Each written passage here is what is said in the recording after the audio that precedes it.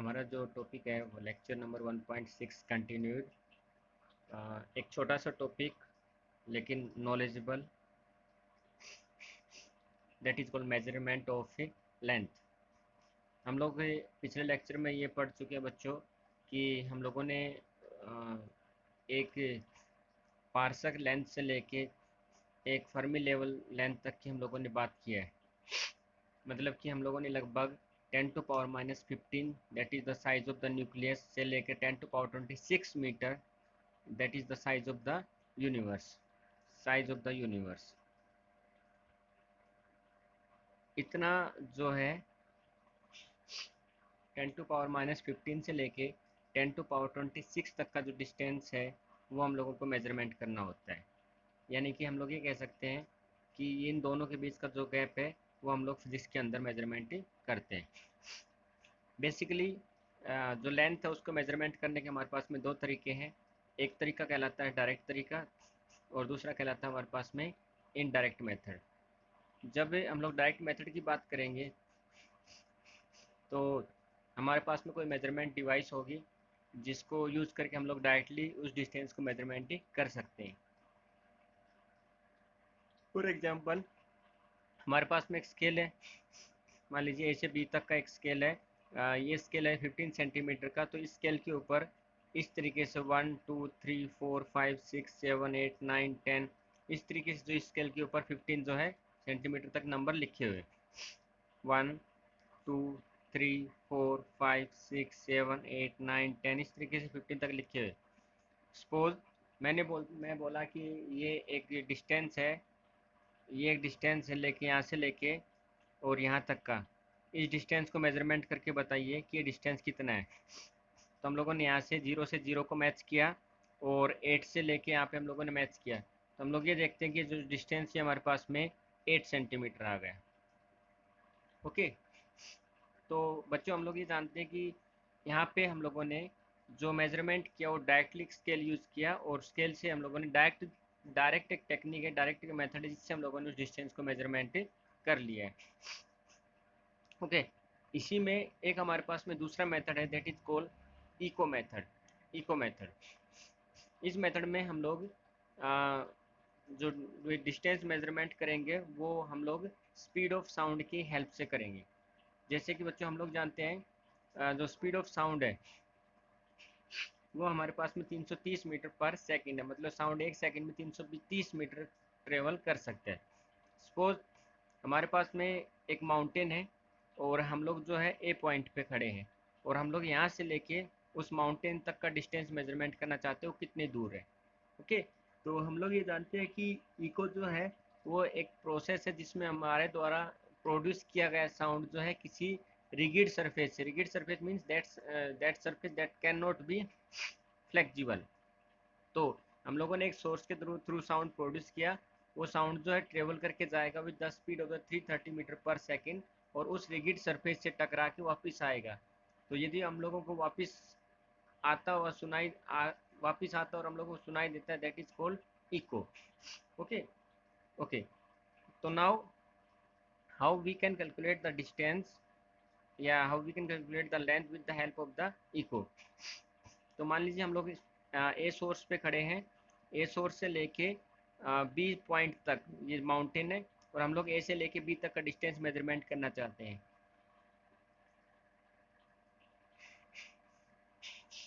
तो यहाँ पे मान लेते हैं कि ए से लेके बी तक का जो डिस्टेंस है वो एक्स मीटर है या x kilometre what ever x एक डिस्टेंस है।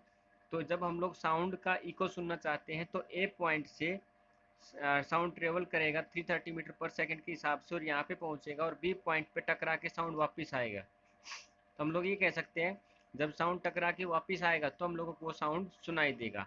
मतलब कि उस साउंड का इको हम लोगों को सुनाई देगा। तो साउंड ने टोटल डिस्टेंस ट्रेवल किया एक्स जाने का और एक्स आने का। So total distance travel by the sound that is equal to x plus x which will be equal to the 2x। Okay, मान लीजिए मैंने ये माना कि साउंड जो है वो गया और वापस आया।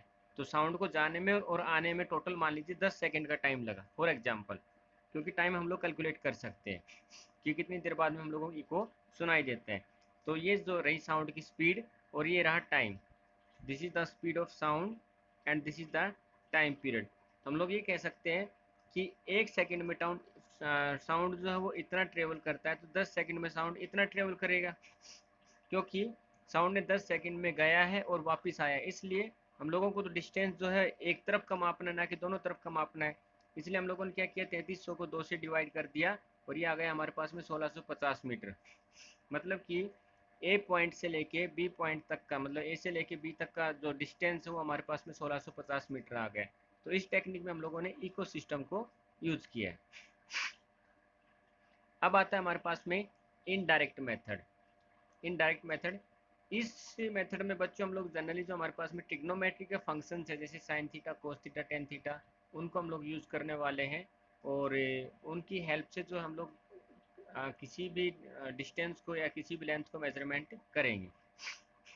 इसमें हमारे पास में 2-3 है। अभी इस लेक्चर में छोटा लेक्चर हम लोग बनाने वाले, थोड़ा सा देखिए। इनडायरेक्ट मेथड में हम लोग ट्रिग्नोमेट्री फंक्शन यूज़ करने वाले हैं। सपोज हमारे पास में एक टावर है या कोई चिमनी है जिसकी हाइट h है, और इस हाइट को हम लोग मेजरमेंट करना चाहते हैं। तो हम लोग ये जानते हैं कि h नाम की जो हाइट है ये हमको निकालनी है। यहाँ से लेके हम लोग ए पॉइंट तक गए, यहाँ से लेके हम लोग एक पॉइंट तक गए, तो हम लोग ये जानते हैं कि इसके चिमनी के या टावर के बॉटम से लेके ये जो डिस्टेंस है ये हम लोगों के पास में नॉन डिस्टेंस है, मतलब इस डिस्टेंस को हम लोग जानते हैं। ओके, यहाँ पे हम लोगों ने हमारी दूरबीन को सेट किया ए पॉइंट पे खड़े होके, और हमने टावर की टॉप को देखा। तो यदि यहाँ से हम लोग टावर की टॉप को देखते हैं तो इसके रेस्पेक्ट में दूरबीन का कुछ एंगल बना होगा, दैट इज कॉल्ड थीटा। ये जो थीटा एंगल बना है दूरबीन के उठाने का कारण बना, टावर की टॉप देखने के कारण। ओके, तो अब ये एंगल कितना है, तो हमारे पास में बच्चों एक इस तरीके की डिवाइस होती है, आप सब लोग यूज करते हैं, जहाँ पे इसके 0 डिग्री लिखा रहता है, 10, 20, 30, 50, 60, 70, 80, 90, 100, 110, 110 और 120, 130 और यहाँ तक रहता है 180 तक। तो इस डिवाइस को हम लोग यहाँ पे रख के ये देख सकते हैं कि ये जो एंगल बना है कितना बना है। तो मान लीजिए फॉर एग्जाम्पल यहाँ पे ये एंगल है 45 डिग्री, फॉर एग्जाम्पल, क्योंकि ये एंगल जो है चेंज हो सकता है। तो ये डिस्टेंस हमारे पास में अननोन है, ये हमारे पास में नोन है। तो हम लोग पढ़ के आए हैं 10th क्लास में कि एक फॉर्मूला आपको मैथमेटिक्स के टीचर ने पढ़ाया होगा, पंडित बद्री प्रसाद हर हर बोले, ऐसा करके आपको पढ़ाया होगा। कहने का मतलब ये है बच्चों की एक तरीका है जिससे हम लोग याद कर सकते हैं। तो ये हमारे पास में साइन थीटा आता है, ये कोस थीटा आता है, ये टेन थीटा आता है, cot theta, secant theta and the cosecant theta. इस तरीके से हमारे पास में 6 टर्म्स रहती है। तो हम लोग जनरली निकालने का जो तरीका होता है वो होता है अननोन अपॉन नोन। तो यहाँ पे जो अननोन है, सिंपली वी नो दैट, निकालने का जो हमारे पास में तरीका है that is called unknown upon known. तो यहाँ पे जो अननोन है that is called perpendicular, unknown है हमारे पास में परपेंडिकुलर, और नोन जो है यहाँ पे बेस आ जाएगा हमारे पास में। तो परपेंडिकुलर अपॉन बेस यहाँ से देखें तो वो बनेगा टेन थीटा। तो परपेंडिकुलर हमारे पास में यहाँ पे है एच नाम का हाइट का है, परपेंडिकुलर की जो ये है that is called H, so this will be equal to the H, और बेस जो है हमारे पास में एक्स है, और 1045, वो 1045 की वैल्यू हम लोग जानते हैं 1 होती है। तो यहाँ से H is equal to x into mag 1। तो एक्स की वैल्यू जो है मान लीजिए यहाँ पे 15 है, तो जिस चिमनी की हाइट कितनी आ जाएगी 15, मतलब कि यहाँ से एच की वैल्यू हम लोग कैलकुलेट ही कर सकते हैं। बच्चों देखो इस केस में क्या हो रहा है, 1045 हम लोगों ने लिया है, तो जितना एक्स लेंगे उतना एच हो जाएगा। लेकिन ये ज़रूरी नहीं कि हर बार 45 है, ये 30 डिग्री हो सकता है, ये 70 डिग्री हो सकता है, ये 90 डिग्री हो सकता है।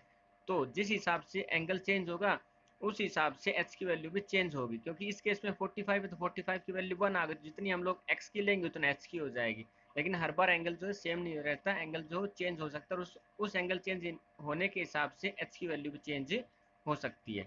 तो इस मेथड में हम लोगों ने यहाँ पे मतलब कि इस हाइट को मेजरमेंट करने के लिए हम लोगों ने कोई स्केल यूज़ नहीं किया, किसी प्रकार का कोई मेजरमेंट नहीं किया, सिंपल हम लोगों ने इनडायरेक्टली इसकी हाइट को जो है वो निकाल लिया with the help of the trigonometry functions. तो अगले लेक्चर्स में हम लोग पैरेलक्स मेथड और जो मून है उसका रेडियस या मून की जो साइज़ है वो कैसे निकालते हैं वो सब हम लोग सीखेंगे। इस लेक्चर में इतना ही। ओके, थैंक यू बच्चों।